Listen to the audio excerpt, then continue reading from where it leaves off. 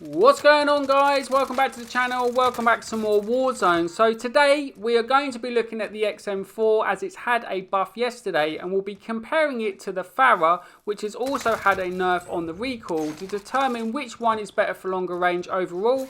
If you guys enjoyed the video, learned something new, please consider subscribing to the channel and make sure you guys hit the notifications bell for when I'm uploading more content. Also give it a like as it's good karma. Okay, have you done it? Excellent. Let's get straight into it.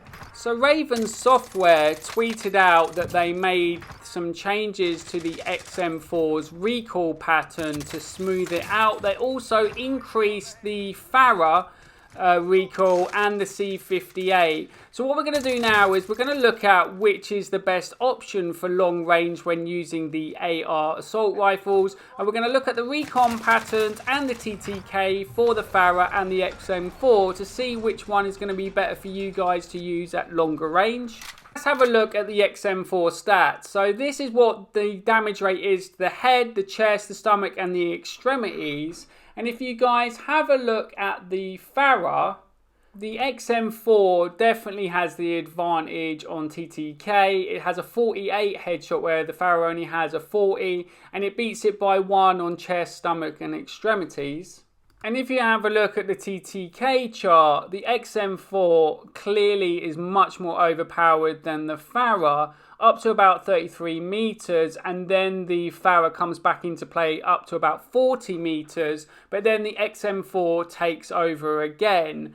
So if you guys can manage the recoil on the XM4, it's definitely more overpowered than the Fara. And if you get headshots in the mix, it completely dominates. This gun absolutely deletes people if you can get the headshots in with the XM4.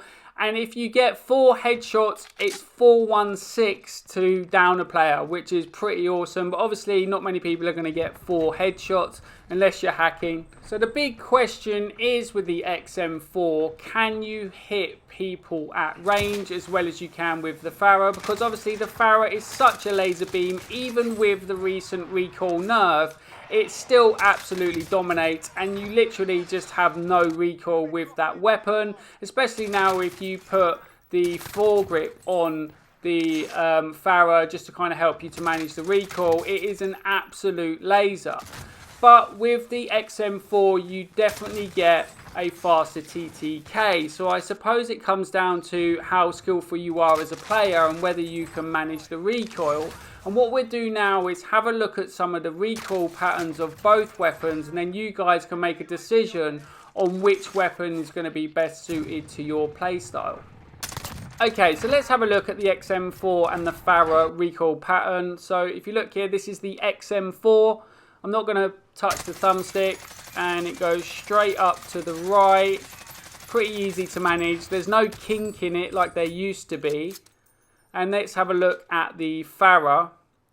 Now the Fara is a bit weird now. It literally goes straight up, and then the recoil pattern just stops for the last 20 bullets. So you then have to do a readjustment to it, which kind of throws me off a little bit now when I'm sort of taking people out at distance.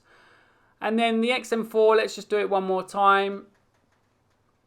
Let's start the bottom line up, and it just goes straight up to the right. Nice and easy to manage now.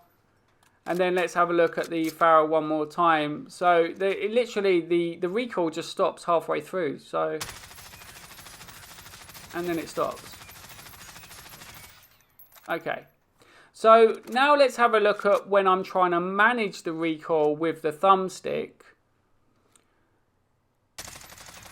And the XM4 is pretty easy to manage. The first bullet, there is a bit of a jump up, so you kind of have to adjust for that.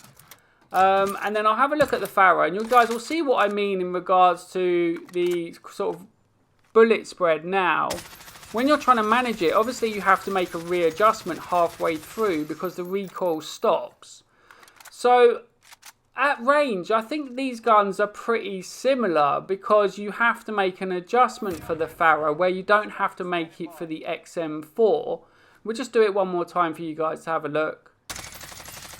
And once that first shot goes off, you then have to do the readjustment, and then it's absolutely fine, and it's like a laser beam.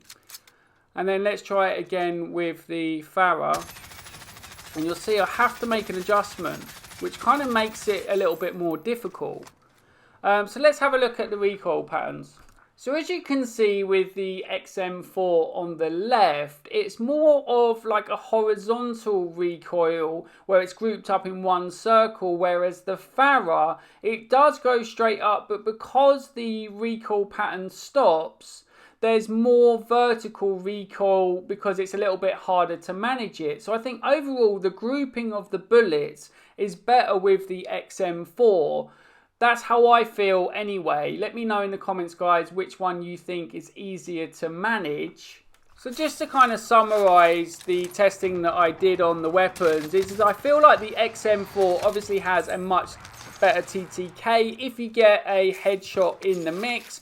Obviously the recoil pattern for some people might be a little bit harder to manage. So they might kind of still gravitate towards the Fara, but I definitely think they put this buff in to hopefully sort of entice people to start using the XM4. You know, guys, I guess you're going to have to go and test this weapon out for yourself and see which one you feel is easier to use. But I definitely feel that the changes that they've made to the XM4 has definitely made it a lot more viable. And obviously with how fast it deletes people, I do think you're going to start to see more people gravitate towards the weapon. Okay, so let's take a look at the loadouts you want for the XM4 and the Fara. The loadouts that you want for the Fara and the XM4 are mirrored in the loadout. So you want the agency suppressor, which will give you the vertical recoil, bullet velocity and effective damage range, and the task force, because obviously you want to use this gun at range, and this will also help you out with horizontal recoil and vertical recoil as well. And then you want the Axel arms 3 times, and I'm using this reticle here because it helps you out with the visual recoil. And then you want to put on the field agent grip because that will also help you out with the horizontal recoil and vertical recoil. And remember, you're using this gun at range, so obviously, you know, it is going to slow you down on the mobility, but you should have an SMG to kind of tackle people that are closer. And then I'm using the Stanag 60 round mag. This one doesn't penalize you as much as the fast mag on aim down sight time, so that's why you would rather use this one over the fast mag. There isn't much of a difference in it, so if you want to reload faster, then you can go with the fast mag, but most people use the standard 60 round mag. And then if you go to the Fara, it's mirrored. It's the GRU suppressor, so they've just called them different things, but it's the last suppressor, the Speznek RPK barrel, the same optic, and the Speznek grip, and you want the Speznek 60 round mag. Okay guys, so let me know in the comments which one you guys think is better, the XM4 or the Fara, as it currently is at the moment. But I do feel like the Fara is going to get another nerf on the recoil, as it is still so much of a laser that people are still going to gravitate towards it. And I do know that they want to try and balance these weapons as much as they can possibly, so who knows, they may even buff the XM4 again. Anyway guys, I hope you enjoyed the video. If you're still here this late in the video, please don't forget to give it a thumbs up, and until next time, stay blessed. Take care guys.